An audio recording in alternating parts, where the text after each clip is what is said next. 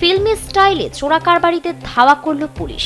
ভিডিওটি প্রথমে দেখলে মনে হতে পারে এটি কোনো হলিউড অ্যাকশন সিনেমার রোমাঞ্চকর দৃশ্য, কিন্তু বাস্তবে এটি ছিল আফ্রিকার নামিবিয়া অ্যাঙ্গোলা সীমান্তে চোরাকারবারিদের ধরতে পুলিশের জীবন বাজি রাখা এক ভয়ঙ্কর অভিযান।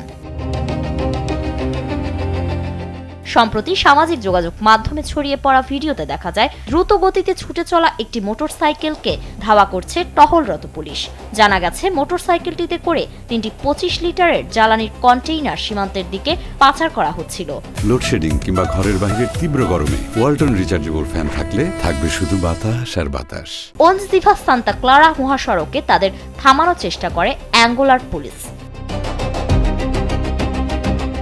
তবে পুলিশের নির্দেশ অমান্য করে পালানোর চেষ্টা করে দুই চোরাকারবারি। এরপরই শুরু হয় শ্বাসরুদ্ধকর ধাওয়া। এক পর্যায়ে চলন্ত বাইকের খুব কাছাকাছি পৌঁছে যান এক পুলিশ কর্মকর্তা।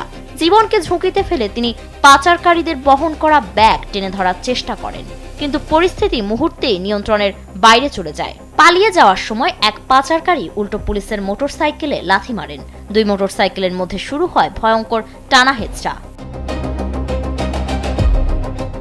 শেষ পর্যন্ত ভারসাম্য হারিয়ে পিচ ঢালা সড়কে আছড়ে পড়ে যায় পুলিশের বাইক। ভিডিওতে দেখা যায় সড়কে ছিটকে পড়ে আহত হন পুলিশ সদস্য।